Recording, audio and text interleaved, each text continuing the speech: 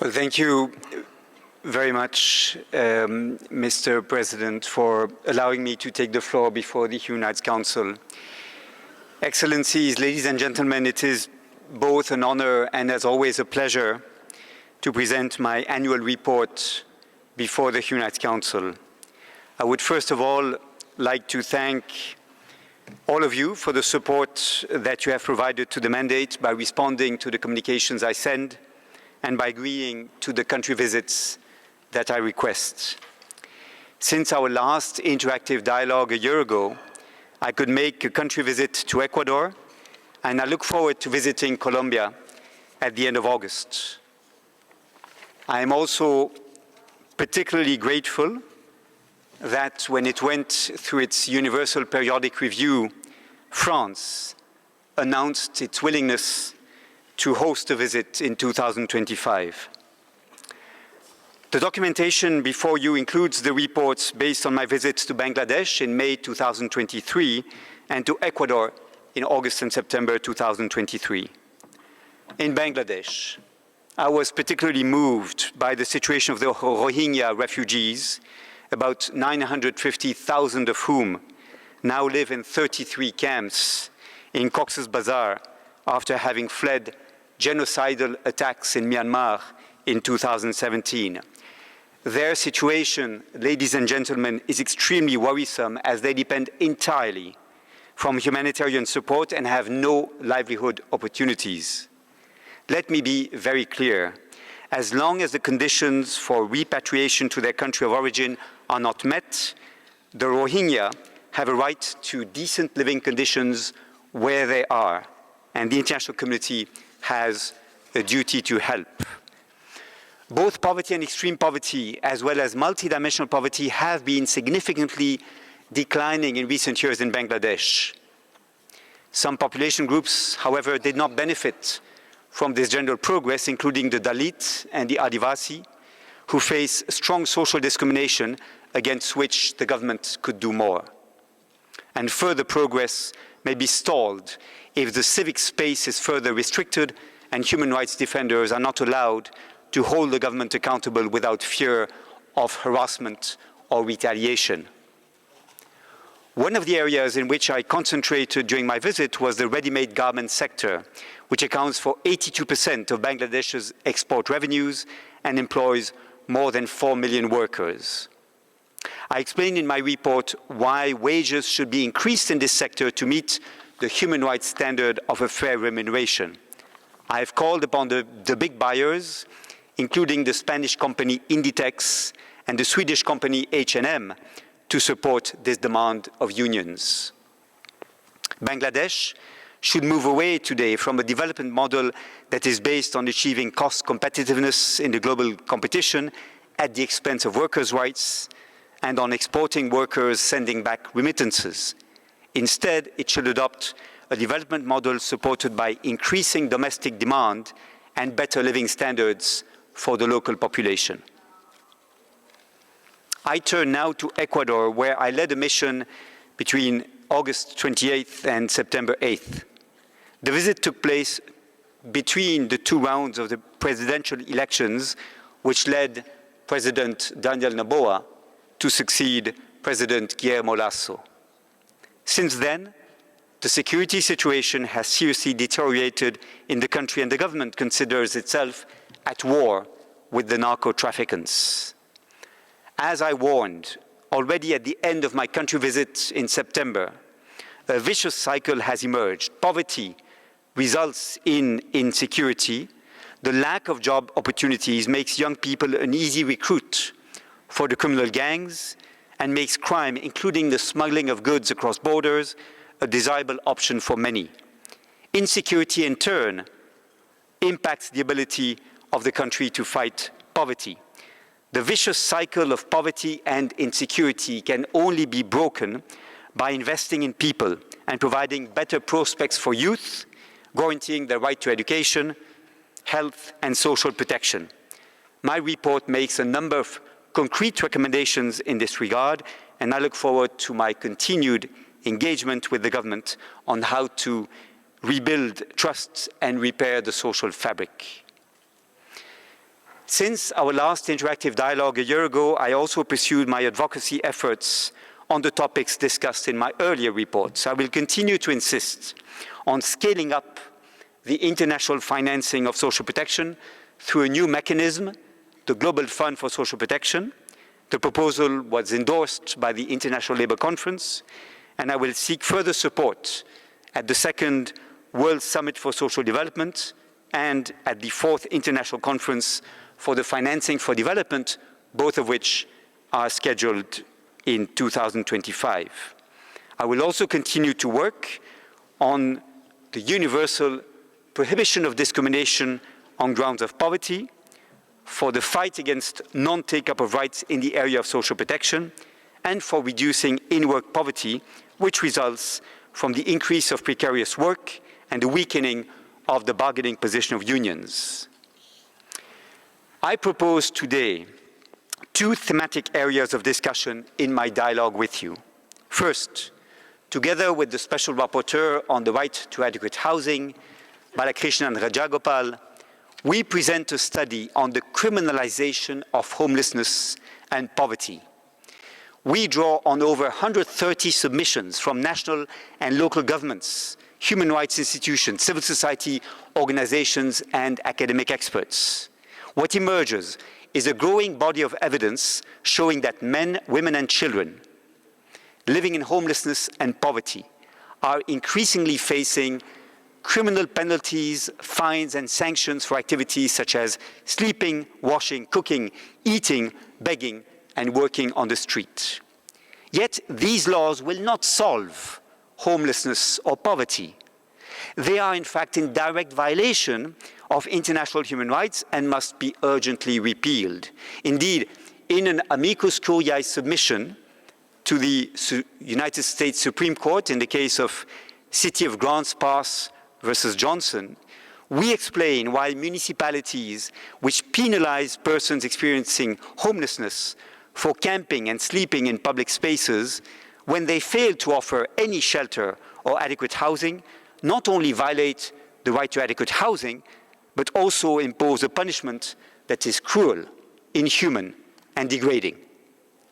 In this judgment adopted on 28th of June, just a few days ago, the US Supreme Court declined to consider that the prohibition of cruel and unusual punishments under the US Constitution prohibits the enforcement of public camping laws on the ground that regulations that prohibit a behavior, sleeping in public areas, cannot be treated as regulations that prohibit a status, that of being homeless. As noted by 3 dissenting justices, however, I agree that sleep is a biological necessity, not a crime. For some people, sleeping outside is their only option.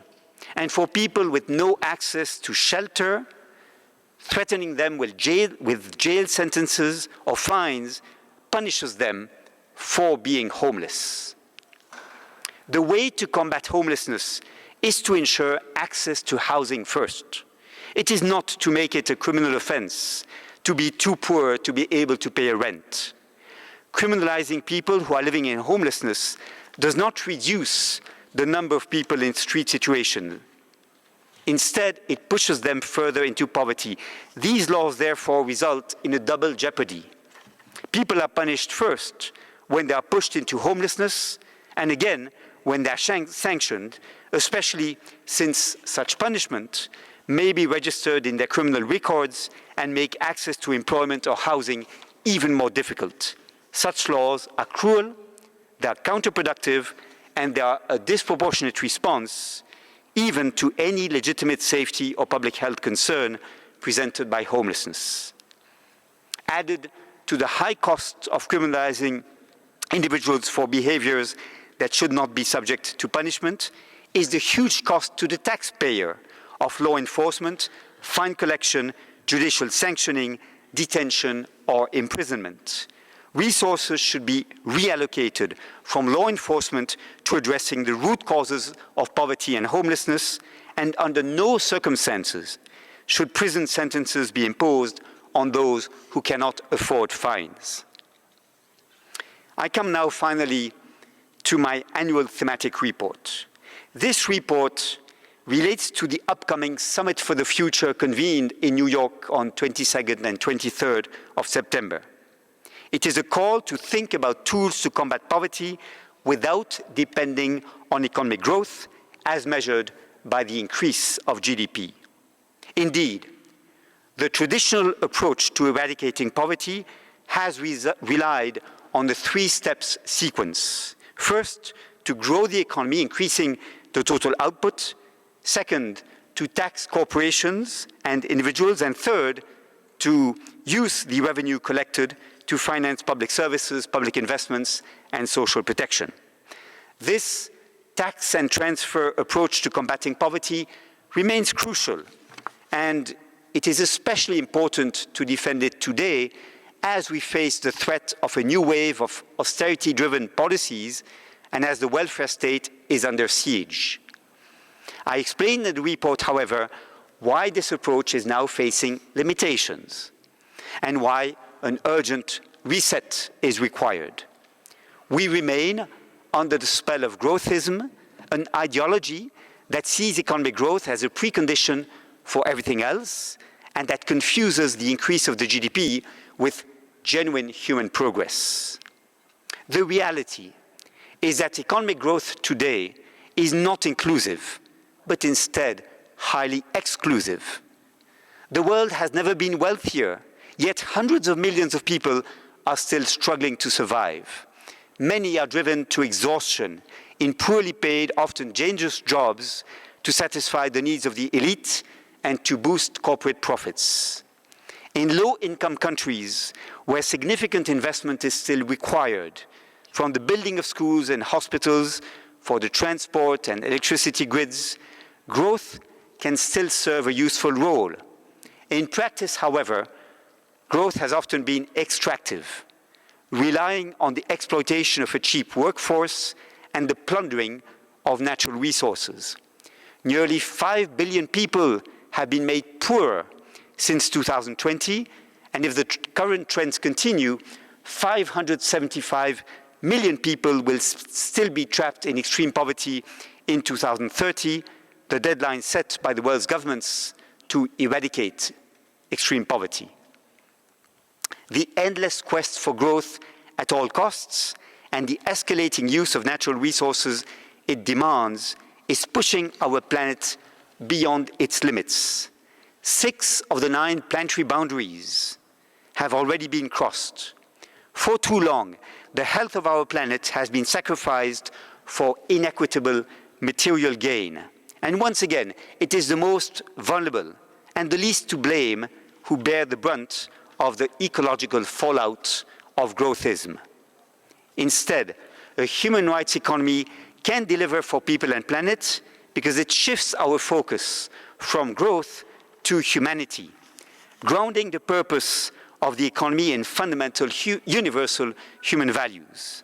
It offers human rights as guardrails to keep the economy on track, meeting the challenges of the climate crisis, addressing inequalities, and eradicating poverty.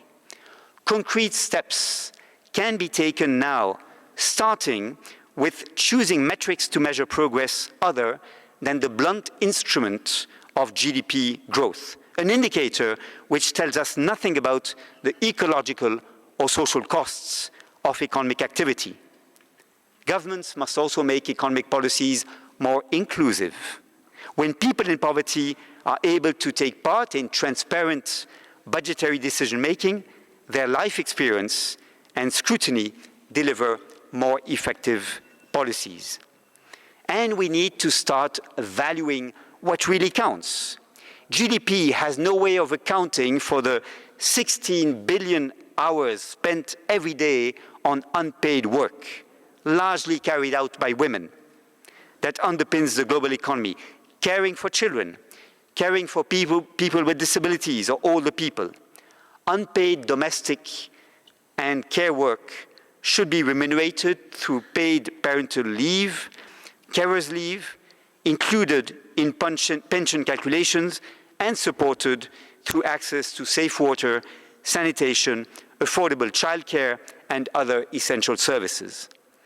Financing these services while reducing our dependence on GDP growth is achievable through progressive tax policies such as inheritance and wealth taxes, preventing illicit financial flows and tax evasion, and tackling corruption. More effective international cooperation on tax, debt, and social protection is also needed. Of course, the barriers are real. Most people have been led to believe that economic growth equals human progress. Yet, a growing movement is rallying against our growth-driven economic model. Climate activists, workers and trade unions, scientists and academics, youth, environmental and human rights defenders, indigenous peoples, progressive economists, and those fighting inequalities, gender disparities, and colonialism. As world leaders prepare to gather for the Summit for the Future, this groundswell of support for alternatives to growthism needs to be embraced. The draft Pact for the Future, the outcome document of the summit, while moving in the right direction, still falls short of what we need. It includes, of course, a commitment to develop new indicators of progress focused on well-being rather than growth, but as my report explains, new metrics of progress, while necessary and welcome, will not be sufficient. We need more. We need a roadmap to transform the economy in order to deliver on well-being and on the realization of human rights, rather than simply on wealth creation. New indicators will mean little until they lead to change the current trajectory in which we invest in the wrong things simply to respond to the purchasing power of the richest, rather than meeting the needs of people in poverty. I thank you, and I look forward to our interactive dialogue.